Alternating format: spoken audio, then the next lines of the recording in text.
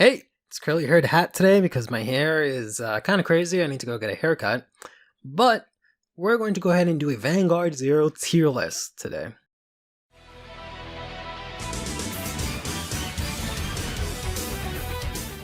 So I actually haven't uploaded any sort of Vanguard 0 content to the channel in a long while. And I've kind of said it in I think other videos and maybe a community post, but I've decided to take a small break from Vanguard 0 just because basically I was just burnt out. Many of you might not know this, but I've been playing Vanguard 0 literally since the very first day.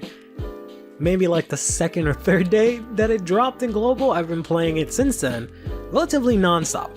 I've maybe taken a smidge of a break between now and then, but usually I never actually end up taking those breaks. It wasn't until now that I actually took that break, and it was around the time that they dropped Numatama, when they got their first wave of support.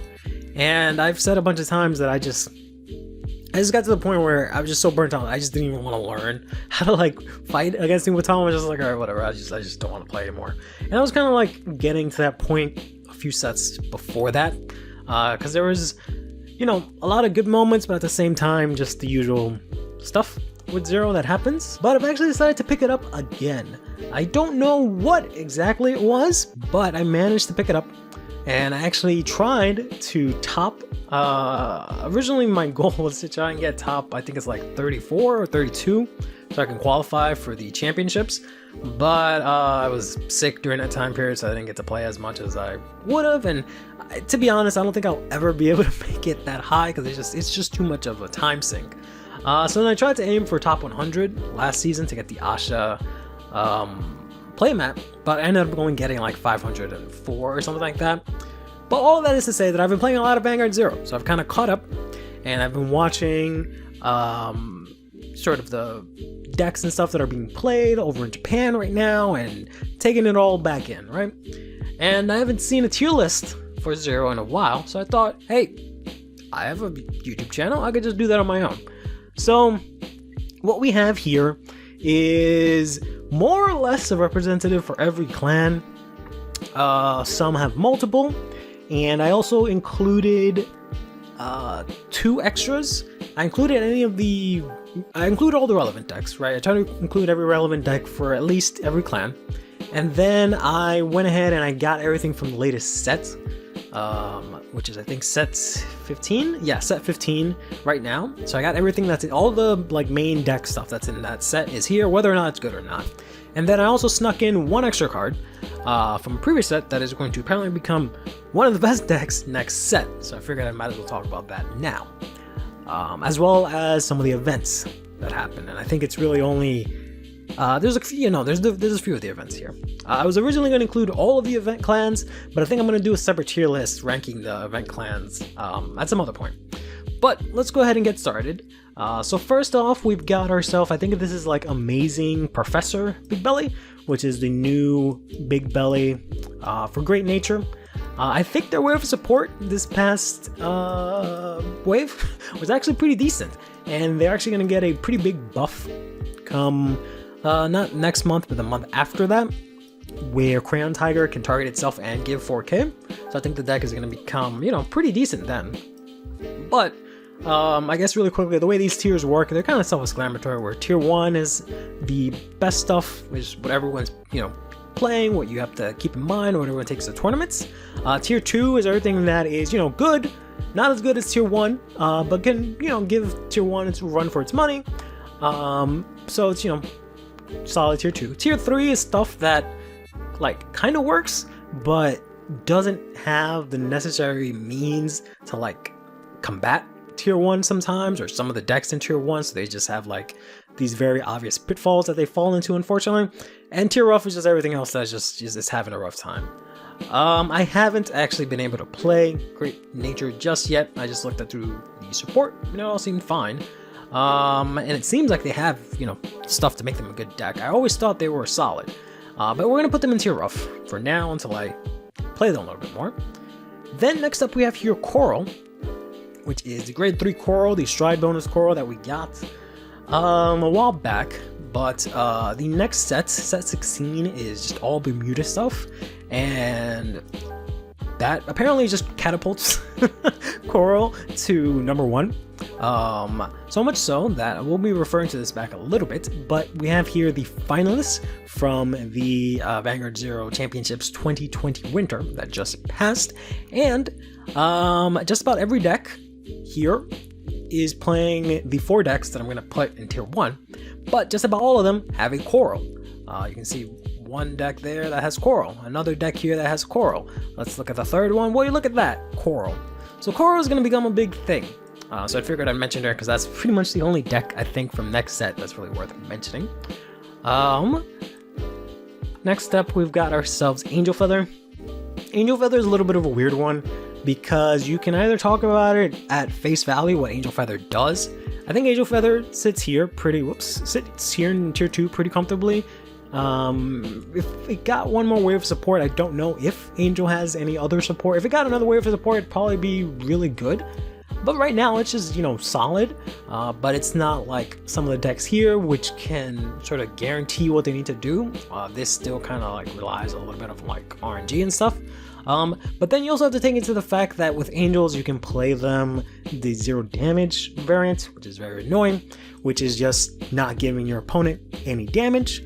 And then just constantly cycling through your cards and healing through, Angel Feather shenanigan until they deck out, which is very annoying, but also very powerful. Even with that, I think Angel Feather and Gabrielle sit comfortably in tier 2. They did bring, or there were a couple of showings for this in the top 16 that we were just looking at. Next up, we have here Blasters. Blasters got a, lot of wave support and became an actual deck a while back. And they have a lot of fun little things, and it's a fun deck, but I just don't think it has that much. I want to say that they're like bottom tier 2, but I think they're more like tier 3. They probably just need a couple of more ways to, again, put up with all the stuff here. I guess I should skip ahead and talk about what's up here in tier 1.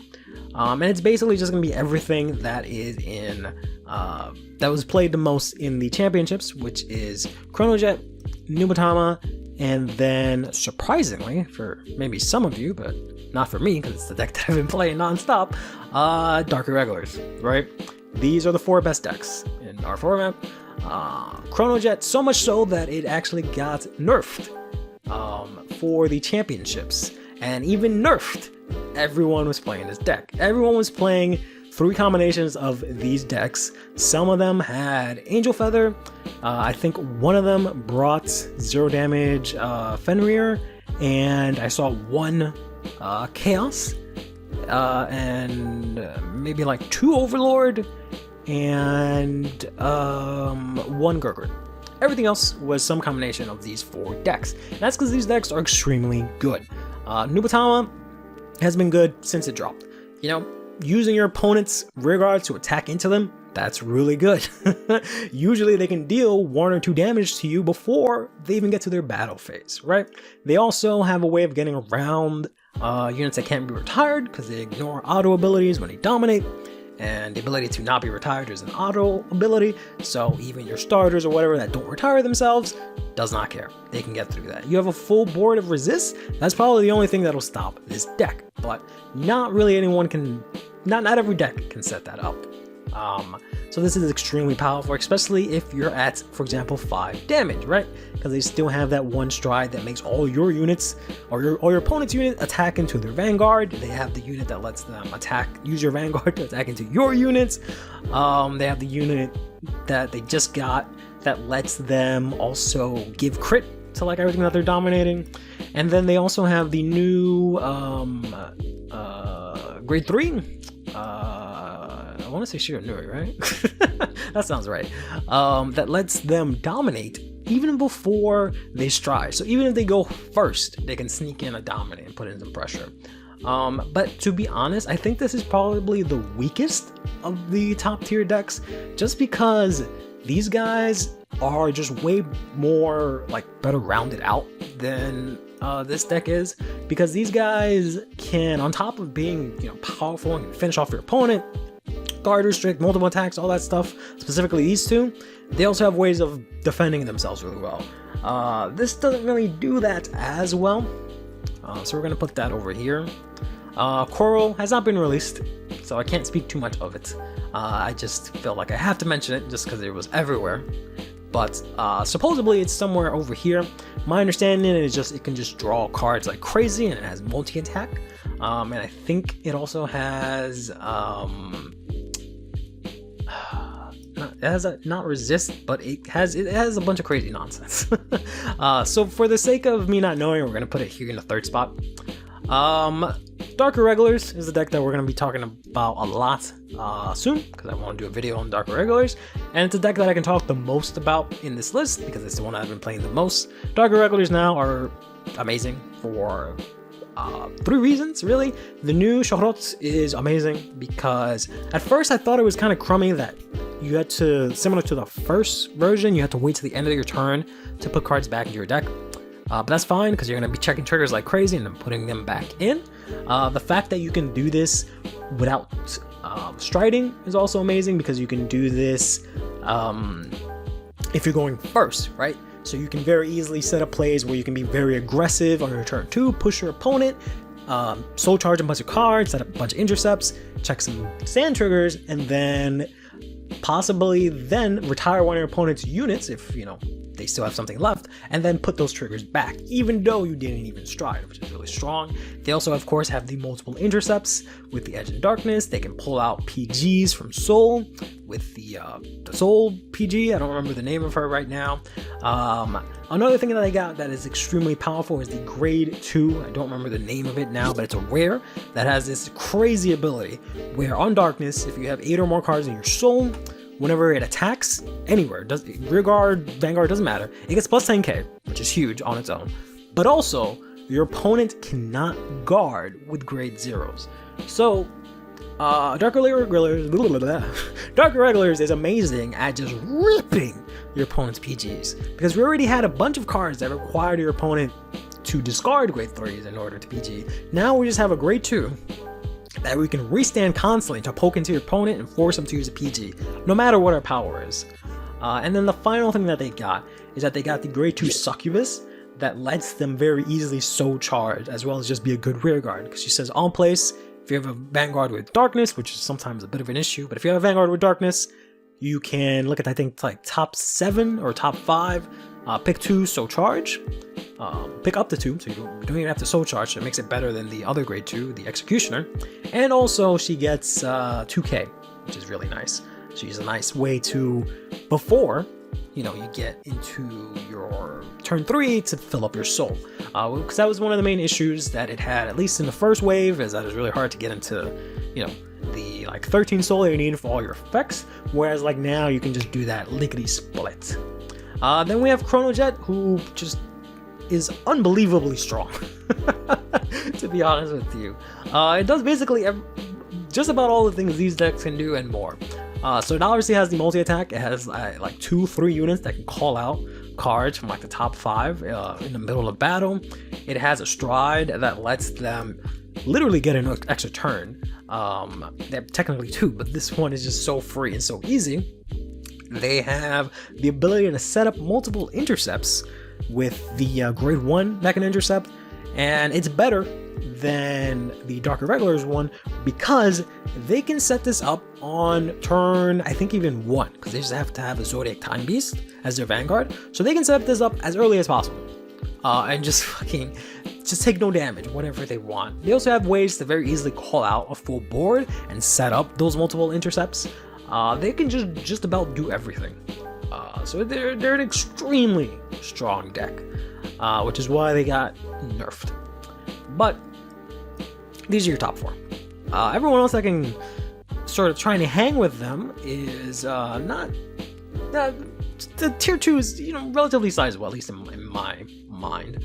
Next up, we've got the latest Maelstrom support, which I've actually faced off quite a lot in ladder, and it just kind of does Maelstrom stuff. I think it, like on stride, gives something the ability to restand, which is kind of nice, so you don't need as many rears on board. It has guard restrict, but it's not really that great. To be honest, I at least here, unless I'm comparing everything to like what is up here, and playing this, I really have not had a lot of issue against this version of Aquaforce at all. So we're gonna just put that there. I'm sure it can give other decks some trouble, but I know for a fact DI doesn't care. I'm pretty sure Chronojet does not care, and I'm pretty sure Tsunuri does not care. Then we got Valos here, who I've faced off a few times, and it's not a very good deck.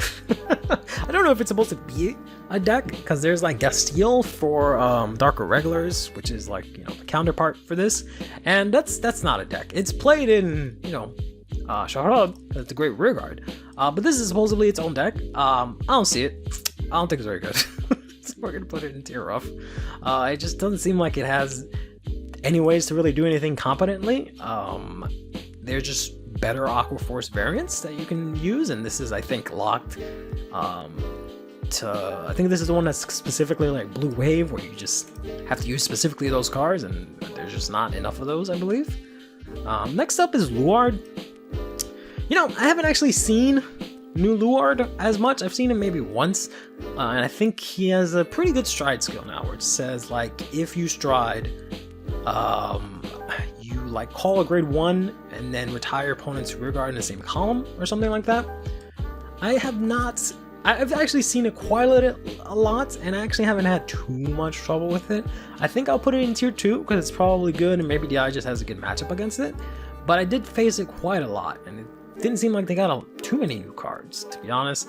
They do have, I think, better finishers in their strides, and don't need to use so much of the other Shadow Paladin stuff, which is kind of nice.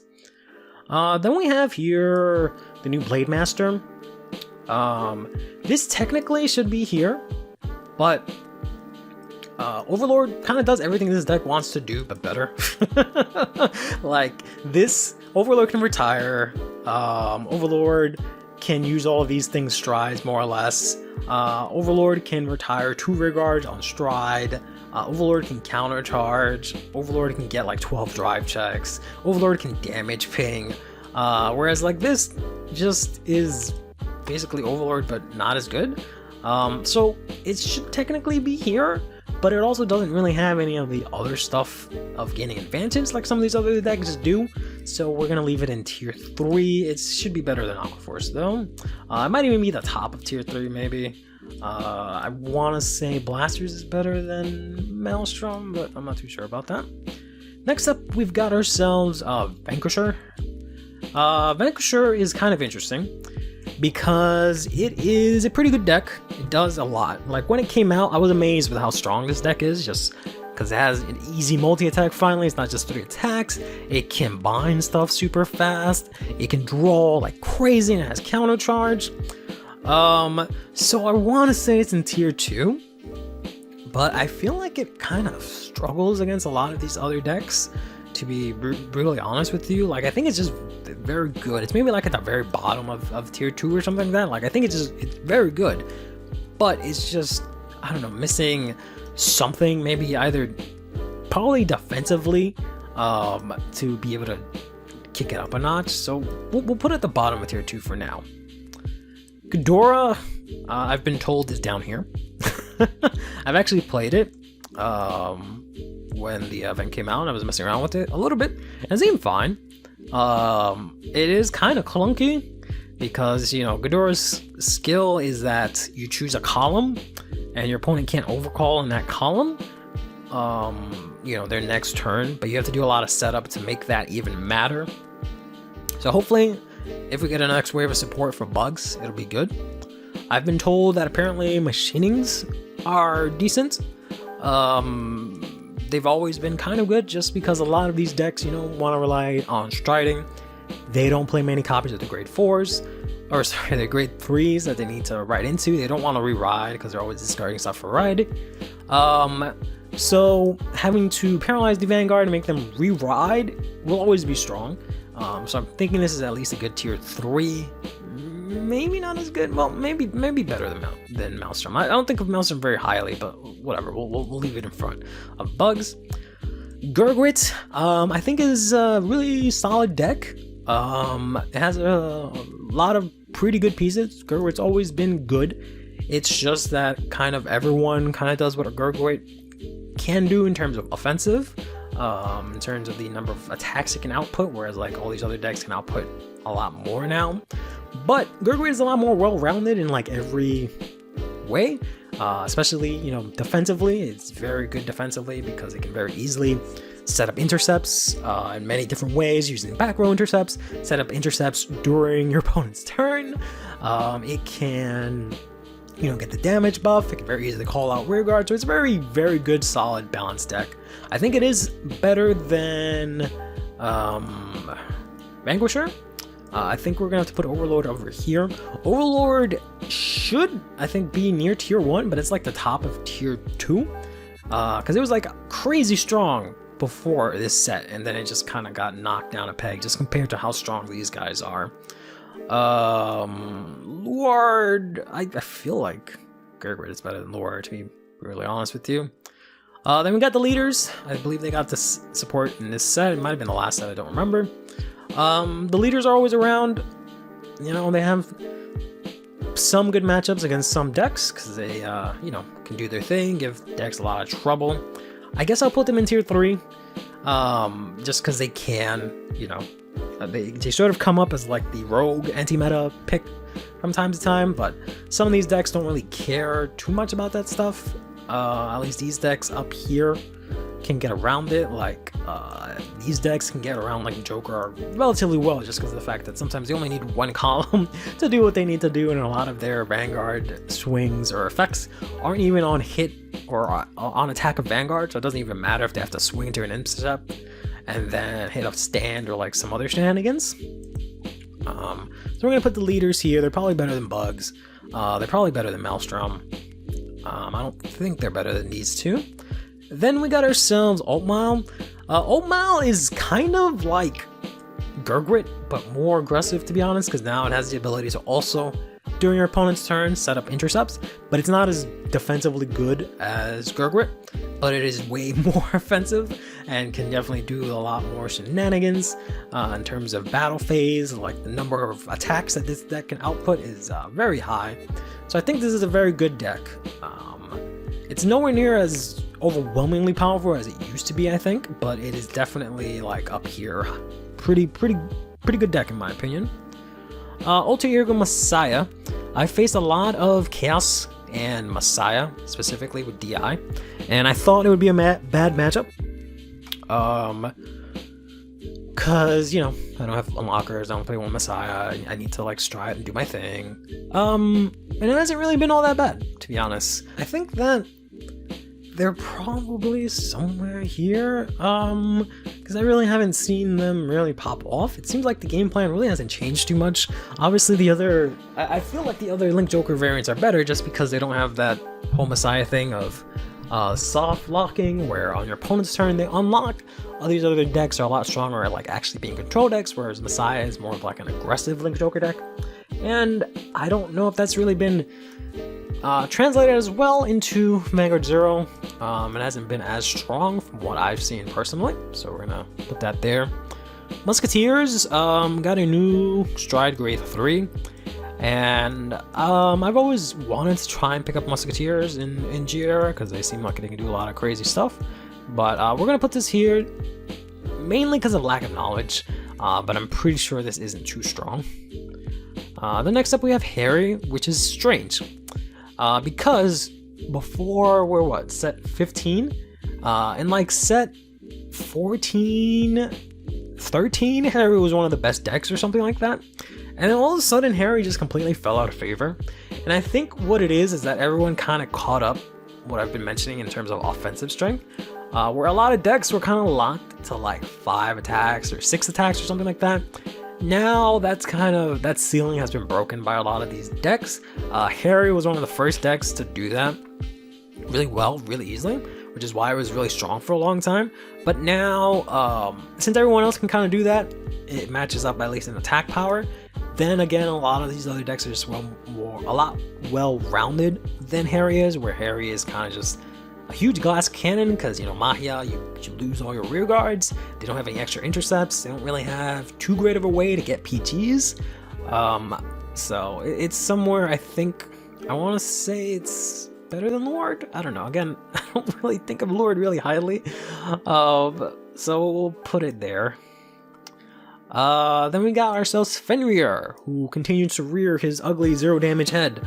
Remained untouched for a very long time, but has been a menace in the Japanese ladder. Has not been a huge menace in the global ladder for the most part. Was a menace in one of the championships that passed. I think it was the past summer or spring one. It is still can do what it can do. So I think it's here. It's probably, I think, a little bit more consistent than Gabriel. I'm not entirely sure, because Gabriel you just have to deck people out, whereas like, you know, Fenrir you actually have to like win.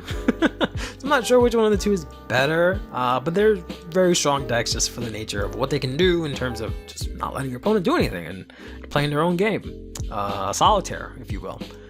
So we'll put them there. Let's say Fenrir is better. I don't know. Well, actually no, I like Gabriel more. We'll put Gabriel in front. Then we got Asha. We got Blue Asha. This is the third version of Asha. She got some support in the latest set, and I've seen it a couple of times, and I'm not impressed. I'm sure it's better than Musketeers, Ghidorah, and all this other stuff, possibly. Maybe Great Nature, I don't know. But it just doesn't really do much. I'm glad that they finally hit Thria, what was that stupid, Jingle Thria? Because that combo was just disgusting, and it was just the ultimate gatekeeper for a lot of decks. But it got to the point where that has gotten, you know, gatekeeping like decks, but also newer players were able to get access to this deck, so it wasn't as bad. But then they hit it, and then, you know, Neonectar has just never been able to recover from that, it seems. I don't know. I feel like the deck is still fine. It's just probably like a lot of some of these other decks just don't have enough of a well-rounded game plan in terms of the attack output they can put in and defensives that they can put out. So we're gonna put this here. Let me know in the comments again for any of these that I'm saying I don't know that well. Let me know.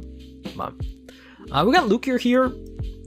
I don't really remember why I wanted Lukier to put her here. Lukier is not very good, unfortunately. Her support that she got in like set 13 or something like that was not very strong.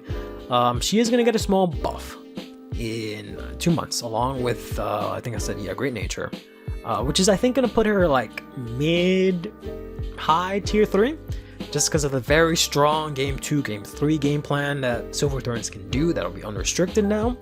And then the fact that it doesn't rely on, you know, generation breaks, so they can go off and do whatever they need. I think it'll be around here, but right now she's in a bit of a rough spot. Then we got ourselves Chaos Breaker Close, which I've been seeing quite a lot. It can lock up your whole damn board. It's kind of rough. Can damage ping, can make you put cards from hand that are, you know, cards from hand and lock them and stuff. It's pretty strong. However, I'm not sure where to put it. I want to say that it's better than Harry. I feel like Gurgurt's really strong. I feel like the 0 damage decks are really strong, and I think these guys are really strong. So Chaos is, you know, like mid tier 2, I think. Because I feel like most of these decks might struggle with it, but like they can handle it just fine. Especially considering that this deck doesn't do anything too crazy other than lock your stuff up. It doesn't like hit humongous numbers in general. It doesn't really get massive numbers of attacks. It doesn't get crits. It doesn't get any guard restricts. So it's just somewhere in the middle. If, you know, these guys can handle, if anyone can handle the lock, then this doesn't really do much. It's just stronger than like the leaders, for example. Then we got Claret Sword, who was pretty popular again before like this set or the previous set. But now I don't really see it as much. It is pretty obnoxious, so I think it might be up here-ish. I'm not entirely sure. I've faced it once or twice recently, and it didn't feel like a bad deck. It didn't feel like the strongest deck either. So it might be bottom tier 2, top of tier 3, somewhere around there. Then we got ourselves Resist Force, as everyone loves to call it. The new Thavas, the new Aqua Force, which can basically, like I mentioned, give a whole board resist, more or less. And it can get crazy number of attacks, hit huge power ceilings. Very good deck. that for some reason has not seen as much play as it should. I don't know if it's because I don't think it's expensive. I think one of the hardest decks to get is Gear Chronicles, because it has so many GRs and triple Rs from like multiple sets. So I don't think it's definitely like a rarity issue. It might be a skill issue, because Aquaforce is definitely not the easiest deck to play. But I think Aquaforce is definitely like here, maybe even above the 0 damage decks. I'm not too sure. It is kind of piece reliant still, as per usual with Aquaforce. You can't just take anything in hand and go off. You need some specific pieces, but it's not really that bad. So we're gonna put that here. And then lastly, we got ourselves Grand Blue in Night Rose, who has always been compared with Harry. Harry, when he first dropped, was always Night Rose but worse, when Night Rose was really good. And then Night Rose started to fall off, as everyone else got stronger. Harry was kind of around the same, right? Then Harry got support, and Harry was way better than Night Rose. Just because it was just way more aggressive. Night Rose, got stuff, but it was just not as good as what Harry can do. And now, I feel like Night Rose is just Harry, but not as good. And the main reason for that is probably just because of the way their mechanics work.